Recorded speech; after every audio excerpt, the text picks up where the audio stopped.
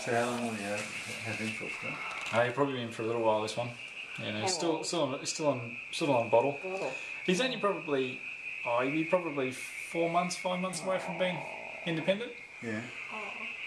He'd be starting to he'd be still with mum, and would be starting to leave. Yeah, maybe he's just sort of been left by mum a little bit too early, or mum has been hit by a car or something like that. Or... And how do you tell that? Did all of a sudden it flags that this koala too young, or? Oh yeah, initially it was found in the middle of the road. Okay. So and mum nowhere to sort of be seen, and a little bit skinny, dehydrated. So yeah, it'd be eating leaves, but it'd be also it's on a bottle as well. It'd be mum it'll be on the teat still. Yeah, sure. Yeah, that's cool. Oh, that's You guys do a great job here. Yeah. It's always pretty fun to do this. You win some and you lose some, so hopefully we get this one in. But he's sort of big enough that... Come on. You don't feel it, So for the... Is there any subsidy for looking after? Eco Lodge. That's initially the idea. So unfortunately all wildlife care is all voluntary, there's no funding for it. Oh, that's all right. So that's why we've got a non-for-profit foundation which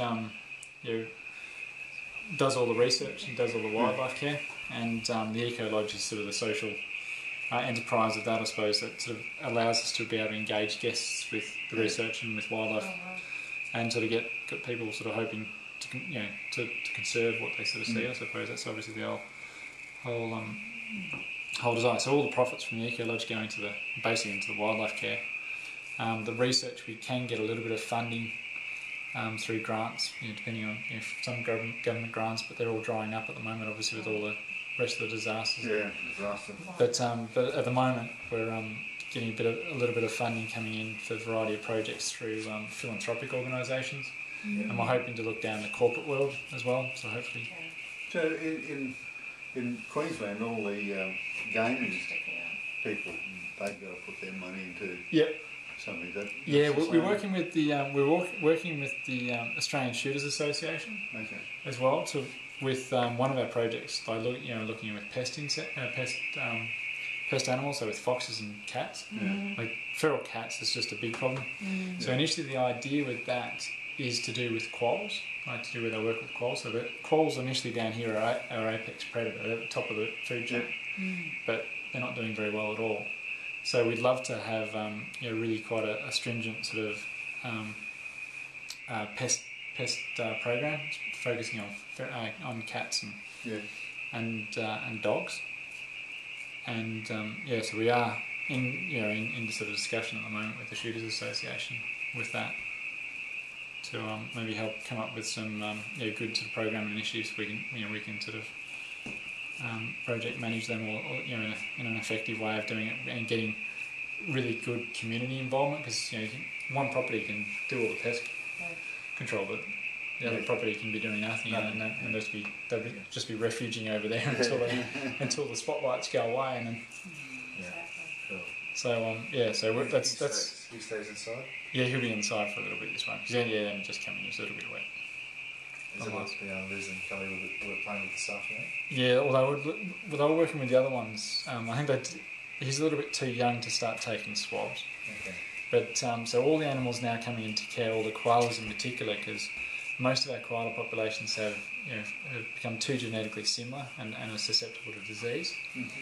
And at the moment, so far, our koalas here at Cape Otway have been seem to be disease free. They actually haven't got chlamydia.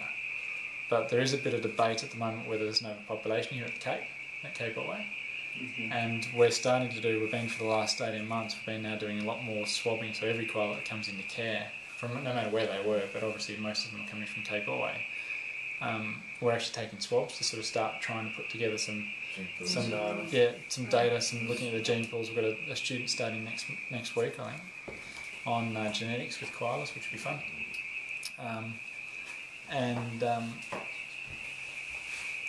So we're just starting to put together a bit of a sort of a data bank that we can actually then start looking back and picking up. So if we start picking up that we're getting chlamydia coming through, we can sort of you can utilise that for Parks Victoria can utilise that sort of information for other areas that they might be having a disease-free population, but then they start noticing there's more and more of this coming in, and then they do they do tests and stuff. Vets could do tests in that area, and they go, hello, we're basically could be on the start of this particular disease coming through a population, but we can counteract that with getting active with doing some sort of precautionary measure to prevent it. So, Sure. so that's the sort of sort of stuff that we've been doing. So and then the other idea of doing that swabbing, because what we tend to do with all the animals that come into care anyway, is we'll knock them out after they've once they've rested and had a bit of food and get going again.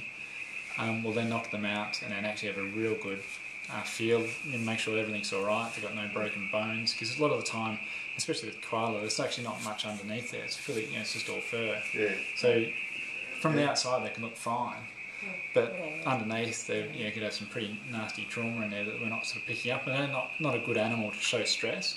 Okay. So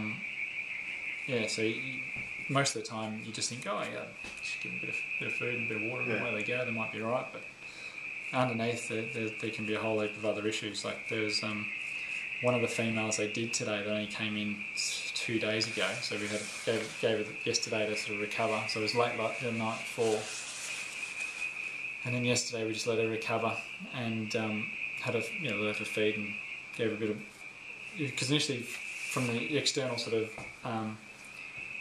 when we did an external sort of look at when she first initially came in, just had a quick one, bit of a scan over. She didn't actually really pick up that much. She sort of looked she was very, very skinny, but there wasn't anything really totally obvious.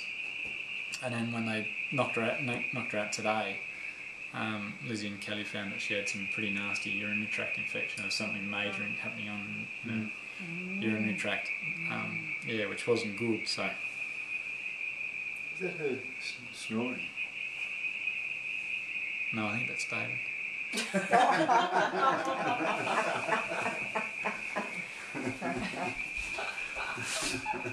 I remember you. Okay, huh? Yeah. What are you laughing for?